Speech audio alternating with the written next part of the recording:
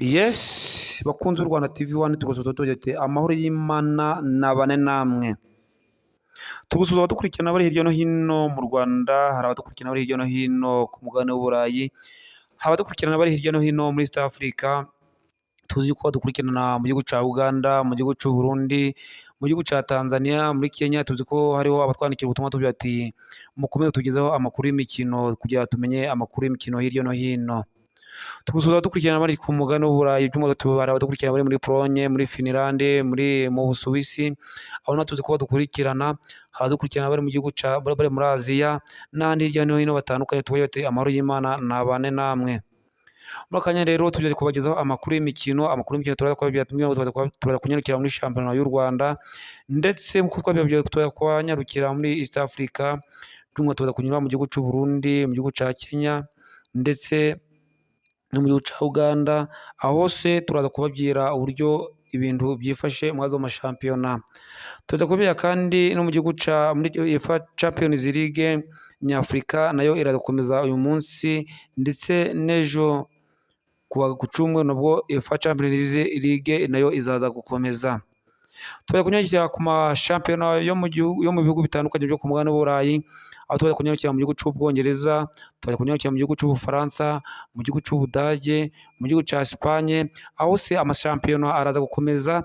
Tubagira ati mukurikirane u Rwanda TV1, mukore subscribe, share, comment, ndetse mukore na like kugira ngo u Rwanda TV1 rwaguke rukomeze kubagezaho amakuru y'imikino kandi meza yizewe.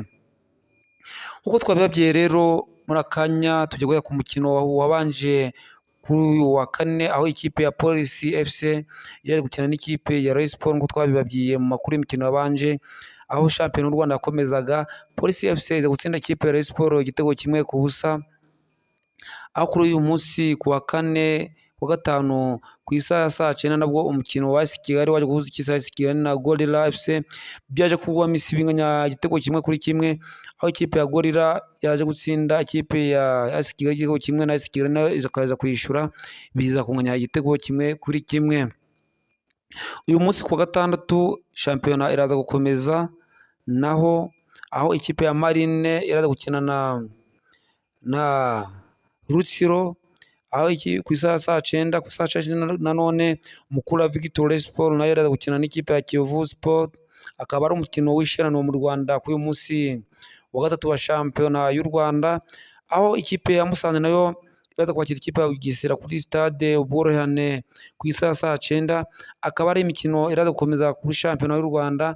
Tukaba byateye rero mukurikirana imikino ya shampiyona y'u Rwanda kugira ngo mumenye uburyo amakipe yanyu akomeje kugenda yitwara, aho bigeze ku munsi wa gatatu wa shampiyona y'u Rwanda muri Rwanda National Premier League, akaba ari u Rwanda rukomeje rugenda rukinisha amakipe yarwo kugira ngo arebe uburyo amakipe akomeje kugenda yatakana ndetse ahatana. Nk'uko twabibabwiye rero muri East Africa naho mu Burundi, amakipe yaho uyu munsi araza gukina, aho ikipe ya Ngozi City FC iraza gukina na Sport Dynamique, nayo biraza gukina ku isaha saa 9. Ku isaha saa 9 none ikipe ya Kayanza United nayo iraza gukina na Vitaro, aho Vitaro iraza kwakira Kayanza United. Kuko twabibabwiye rero mu gihugu cya Kenya naho Bandari iraza gukina na Munanga Gasia. Mu gihugu cya Uganda muri Premier League naho Mbalala City iraza gukina na UPDF, ikipe y'igisirikare cya Uganda, biraza gukina nabyo kuri wa gatandatu. Nk'uko twabibabwiye rero uyu munsi nabwo muri UEFA Champions League amakipe araza gukina, aho ikipe ya El Merreikh iraza gukina na Saint Eloi Lupopo yo muri Congo. El Merreikh yo ikaba ari ikipe yo muri Sudani. Ejo umukino abanyarwanda bose bitezeho cyane, umukino uzahuza ikipe ya APR FC na FC Pyramid, akaba zakina ejo ku isaha saa 1, naho umukino uraza kuba uyu munsi uraza kuba isaha saa 12, umukino uzahuza El Merreikh na Saint Eloi Lupopo yo muri Congo. Bakunzi b'u Rwanda TV1 rero dukomeje kubagezaho amakuru y'imikino atandukanye, aho ejo muri Premier League ku mugabane w'Uburayi ariho twanageze, AS Bournemouth yaje kunyagira ibitego Fulham ibitego 3-1. Mu gihugu cya Espagne naho Osasuna nayo iza gutsinda Getafe ibitego 2-1. Mu gihugu cy'Ubudage naho haje gukina umukino Hoffenheim nayo yaje gukina na FC Cologne. FC Cologne itsinda Hoffenheim igitego 1-0. Naho mu gihugu cy'Ubutaliyani Hello Verona yaje gukina na Sassuolo nayo iza gutsinda Hello Verona igitego 1-0. Mu gihugu cy'Ubufaransa Paris FC yaje gukina na Lorient. Paris FC itsinda Lorient igitego Paris iza gutsinda ibitego 2-0 Lorient. Aha akaba ari imikino yari ikomeye cyane. Uyu munsi nabwo ku gatandatu tariki 4 z'ukwezi kwa 10 imikino yo gukinira mu gihugu cy'Ubwongereza ndetse ku mugabane w'Uburayi mu bihugu bitandukanye, aho Leeds United iraza gukina na Tottenham Hotspur, Arsenal ikaza gukina na West Ham United, Manchester United ikaza gukina na Sunderland, Chelsea ikaza gukina na Liverpool. Umukino w'ishiraniro wa Chelsea na Liverpool ku saa 12:30 akaba ari umukino uraba ari ishiraniro. Mu gihugu cya Espagne ikipe ya Real Valladolid iraza gukina na Levante ku saa 10. Ku saa 10:15 Girona na Valencia. Ku saa 12:30 nanone Athletic Club iraza gukina na Malaga. Ku saa 3 Real Madrid na Villarreal akaba ari umukino nawo uraba ukomeye cyane.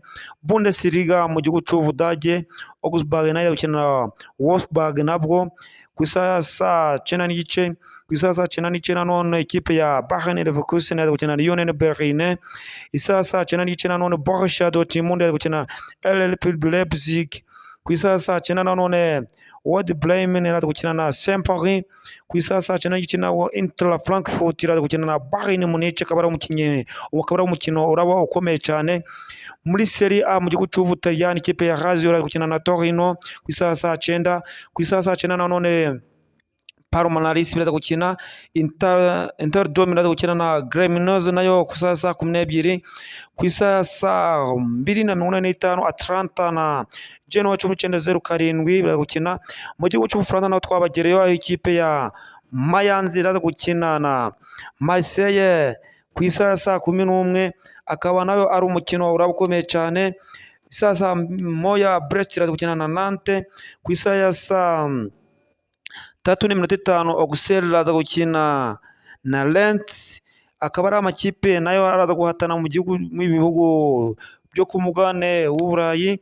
Ku mugabane w'Uburayi nanone ikipe zikomeje guhatana ejo mu gihugu cy'Ubwongereza ku tariki ya 5 Premier League nanone Aston Villa izakina na Burnley, Everton izakina na Crystal Palace ku saa 9 nanone nayo. Ku saa 9 nanone Newcastle United izakina na Nottingham Forest, Wolves na Brighton iraza gukina ku saa 9.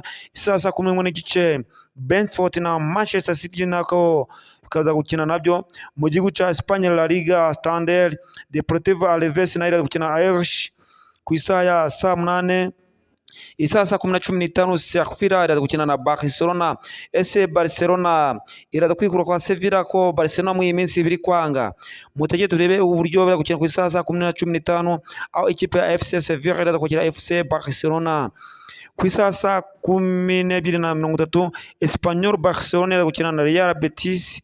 Ku saa 12:19 nanone Real Sociedad iraza gukina na Rayo Vallecano.